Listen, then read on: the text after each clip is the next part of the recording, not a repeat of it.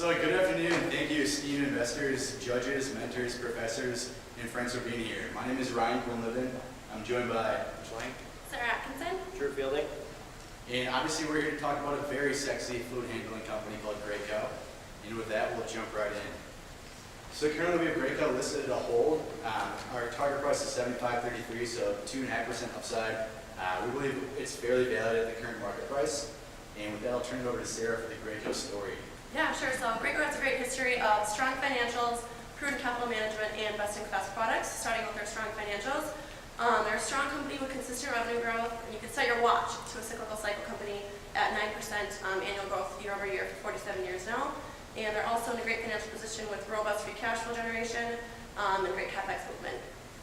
Going on, we have prudent capital management as well at Graco. There's a historical track record of prudent capital deployment, both in terms of rewarding shareholders with a consistent and reliable dividend payout, as well as capital deployment for acquisitions. They also have best-in-class products, so they're expensive, but they're also great over the long term, and there's a great ROI culture. They last 3 to 4 times longer, driven by a loyal customer base who invest in their products and really see the value in that. They invest 3 times in the research and development as a percentage of revenue at 4.5% compared to 1.5% in the industry, which is great. And they also have a culture of innovation which keeps manufacturing busy and continually offer new products. We had several conversations with various users of end Graco products as well as distributors, and numerous times there were continuous stories about how the people love the product and how the distributors would continue to sell to the same end user time after time, and would keep coming back for more products because they love the Graco products, both their quality and the return on investment that they got for them. Great. Thank you, Sarah.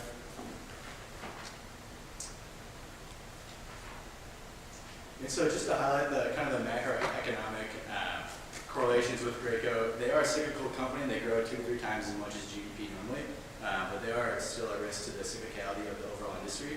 Just to highlight a couple of influences is Graco, their construction segment and is correlated 68.5% with U.S. construction. It's their second largest segment and second most profitable segment behind industry in both categories. And looking forward, we forecast that Graco's constructor segment to grow at 6.8%. I'd be happy to go into any other future correlations between the segment business lines or the geographic segments in the Q&A section. But looking ahead, there's likely to be increased volatility or variability between the 9 different product segment combinations if you think about the 3 different geographic segments and the 3 different product segments. We also conducted a sensitivity analysis. Our assumptions told us the stock is worth $75. Nothing in our assumptions was too conservative or very outrageous. Our model is built primarily off kind of 3 different assumptions based on revenue growth, sustained margins, and the terminal growth rate. We try to isolate these 3 different assumptions into 3 to 4 different economic situations. So we have recession, no growth, forecasted growth, and then greater than forecasted growth. So overall, we believe that the stock is fairly valued at about $75. If any of those 3 main levers were to change significantly, we would obviously have to revisit some of those assumptions. And the sensitivity analysis tells us the current market environment has Graco valued at the proper risk. A little bit more risk to the downside, but not quite enough to be a sell, and for some of the same reasons we discussed earlier. And then lastly, we did look at Porter's 5 forces. When considering these 5 forces, we found that probably the greatest threat to Graco is the intensity of rivalry and threat of substitution. Probably no one is going to overtake Graco as a whole as a company, but because they do operate in so many different individual niche markets, there is a threat of substitution or new entrants in those two markets. Probably the least amount of threat is in the buyer and supplier power, being that we have that ranked the lowest. The reason being on the supplier side, Graco does as much of the manufacturing in-house as they can to remove as many hands out of the profit pool. And then on the buyer power, because they operate in so many different niche markets, they've got pricing power over their customers, which allows them to sustain those high margins. And so these are the historic views of the company. However, we do think that they will continue to be strengths for them in the future. And then as far as the risks to the investment as a company, on the short term, we're mainly worried about the adoption penetration rates in the developing countries, especially the BRIC countries in the less developed markets. Graco's expensive, ROI-driven sales pitch is really great in developed countries that have high labor costs, such as the U.S. But we are worried about the penetration rates in the more developed market Going on top of that, because they sell primarily through third-party distributors, it's expensive and costly and timely to develop those third-party distributors in other markets, especially as in markets like China, where growth is moving from the tertiary cities to the second and third tier cities. And then last, in the short-term risk, about half the revenue comes from outside the U.S. You can see that either as a hedge or as a risk. We see it as a risk, being that 80% of their manufacturing is in the U.S., and that just became about 30% more expensive for other currencies in other countries. Long-term risk is private company valuations are getting pretty high. Graco said that they're not going to acquire a company just for the sake of acquiring more companies. They are looking for the 15 to 18% hurdle rate on any new acquisitions. They are a very profitable company, although, however, with those acquisitions, there is obviously the risk that they can't bring their margins up to the Graco standards. And then lastly, they are a low-volume, single-cell manufacturing company. And so we're worried that that's not a scalable manufacturing process. They've got about 3 to 5 years before they reach capacity at the manufacturing level. And looking at the valuation, the average revenue growth rate from 2004 to 2013 is at 6.9%. Of organic growth rate. We estimate that that's going to continue about a 6.6% organic growth rate from 2014 to 2022. And then going forward, this is how we arrived at our price target. Our free cash flow to equity CAGR was at 4.96% for 2015 to 2022. Another key assumption was our operating margins are going to be between 26.2 and 25.3% from 2015 to 2022, and we used a WACC at 8.4%, and additionally we had a terminal growth rate of 3.5%, which ultimately led us to our price target of 75.33%. So Graco being that hold recommendation for us, we want to take a look at the valuation multiples in comparison with the S&P 500. And since Graco is a historically high multiple at this point, we looked at the average premium that trades over the S&P 500. And so the 10-year average is about 28.84%. In the last 30 days, it traded at about a 13% premium over the S&P 500. So we normalized their the PE multiple over top of their 2014 earnings per share at $3.65 a pound, or $3.65, sorry. And that gave us a price target of about $83.98. Also the same with their price to EBITDA multiple. Their 10-year average is about 68.18%, and their 30-day is about 51% premium over the S&P 500. With normalized over their EBITDA of $5.75, we show a price target of about $90.37. This is just taking a look at the growth that's still possible with the current valuation of current earnings. All right, so with that, just to reiterate, in conclusion, we do have Graco listed as a whole.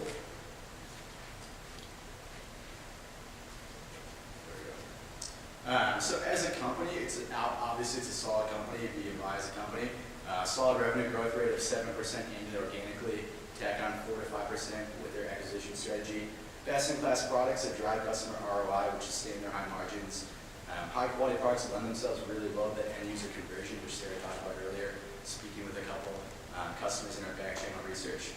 And then we are very confident in the management team with their proven capital deployment, both in terms of acquisitions with the company and in rewarding shareholders. As an investment, however, we do see some headwinds and risks that we do worry about, primarily being the cyclical end markets with increasing volatility. And so within the 9 kind of product segment combinations, there'll probably be volatility or variability within them. And we think that it's going to smooth out to still about 6.5 to 7% organic growth, but we do see that as a risk looking forward. Secondly, I talked about earlier, about 80% of the manufacturing is in the U.S., which has became expensive due to foreign currency exchange. So without trying to predict FX rates, we do worry about that moving forward.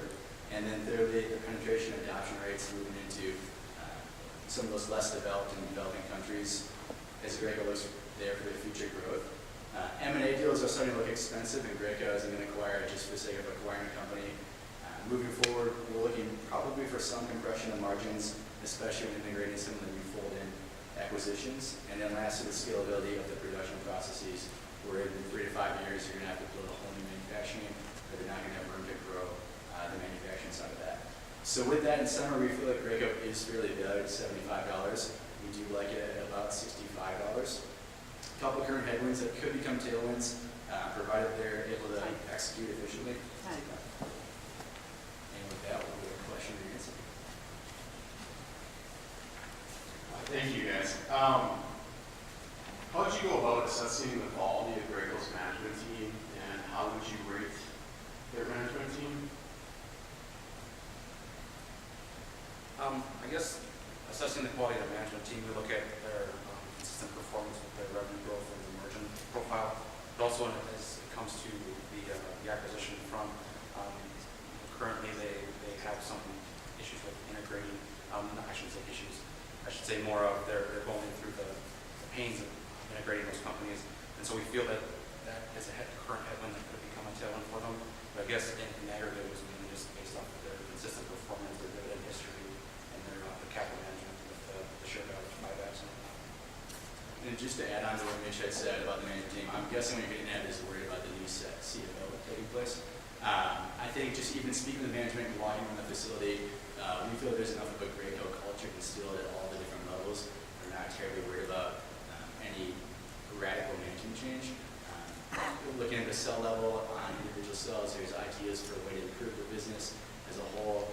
They're on the walls, walking in the hallway, there's ideas for improvement. So we feel there's enough of a culture in place, enough kind of guide rails and bumpers that we're not too worried about any radical management changes. Just had a financial modeling question. It looks like you've got margins in the near term going down, and you talked about the acquisition integration and the iteration there, but then you also have margins expanding as we get towards 2018, 19, and 20. I'm just wondering, what are the biggest drivers for your margin expansion assumptions, and what factor may cause you to miss? I think for the most part, the reason why we dwindle margins in the first 2 years is just because of their active M&A activity. In them integrating those companies, we're figuring that they're not going to be able to immediately bring their brand across those products and get the margins that they're expecting. But we are expecting the management team to be able to bring those margins back up to historical levels because of their name, their ROI culture, stuff like that. That'll kind of bring that selling point across to the customer. So I think that's the biggest reason why we brought margins back up in 2018. They're disposing of their liquid finishing business. How do you think about the use of the proceeds in that, and how do you contemplate that in your outlook for the company? And did you make any adjustments in your valuation model for that? So they're going to realize about $570 million from that. They've said that they're going to use about $300 million to pay down debt, or excuse me, they're going to use $200 million to pay down debt. Some of the debt covenants, they have to keep $300 million on the books, so leaves them with about $270 left. They've said it's probably not likely that they're going to pay a one-time dividend. It's probably also not likely that they're going to go make some huge acquisition. They're pretty content with where they're at. They're blocking and tackling teams. They're not going to acquire a company just for growth's sake. At the same time, I mean, your guess of what they're going to do with it is ours. So. You noted that the company spends about 3 times on R&D what their competitors do. I was just wondering where in their financial model does that manifest itself relative to their competitors in terms of, are they earning superior margins? Are they capturing shares competitors can't spend at the same rate? How do you see that advantage benefiting them? I think the main advantage to their R&D spend comes in the product quality and their ability to drive that ROI culture. When we talk to the one manufacturer employee, his main reason why he bought Graco is because he didn't have to rebuild or repair a machine, in 3, 4, 5 months after, using paint sprayers and whatnot. So I think where that R&D comes in is developing a better product that lasts longer, that gives the customer the ability to use without having to rebuild or inject more cost of ownership ideal. And so I think that R&D spend is mainly driven in their selling price and their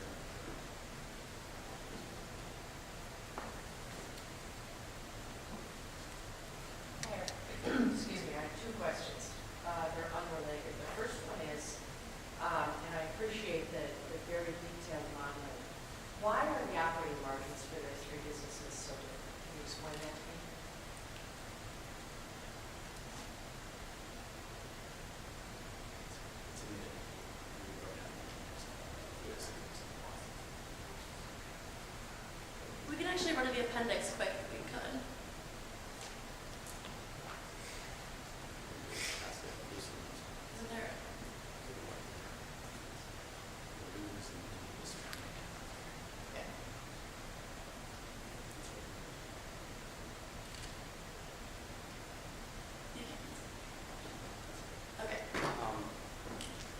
No, it's not something we looked into in very great detail. I'm going to take a stab at it and say more than likely the value proposition in the industrial market is better. The contractor, is mainly paint spraying for the most part. For their industrial, they're going anywhere from cars to food handling, and that's, I think, the value proposition in that segment of their business is greater, and therefore they're able to command a better price for their products.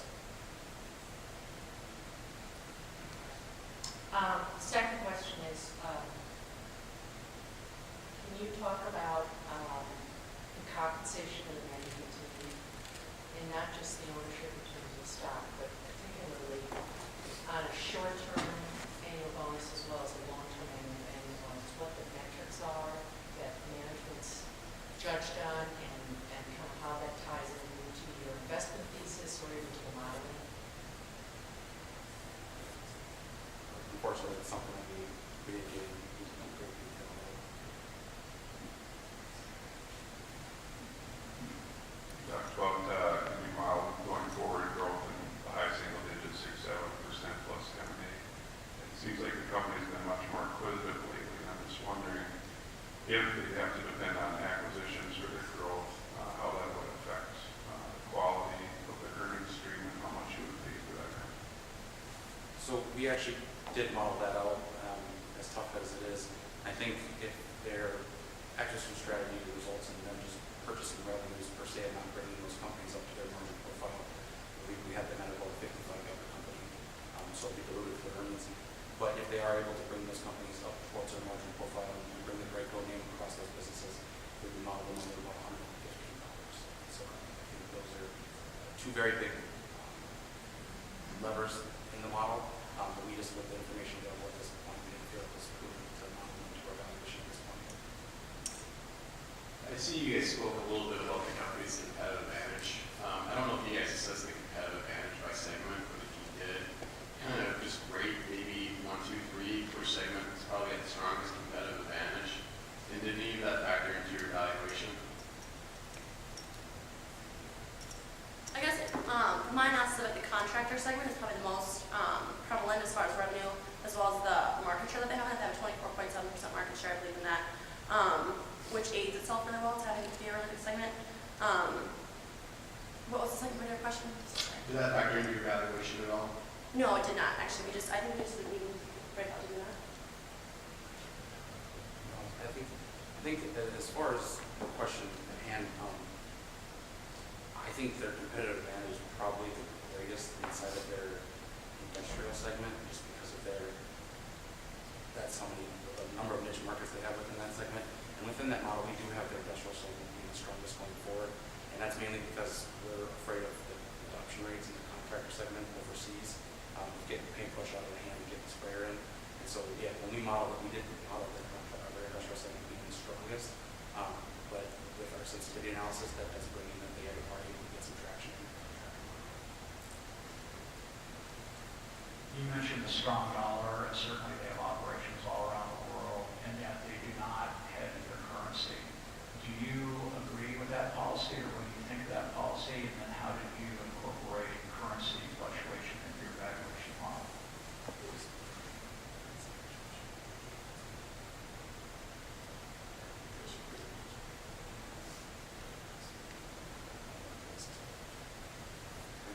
Well, for the most part, as far as the hedging goes, I believe once they have a great presence overseas in those markets, I think that would be a strategy that we probably should look at. As far as incorporating the model, we did average a little bit in there, but the ability to predict FX rates at this point I think is pretty tough. And so we believe flatlining that, since it's an issue, but it's not a huge valuation issue in our opinion. I believe the last quarter it was an $8 million headwind. And so, yes, I believe it's a risk, but going in the future, I think it will normalize out.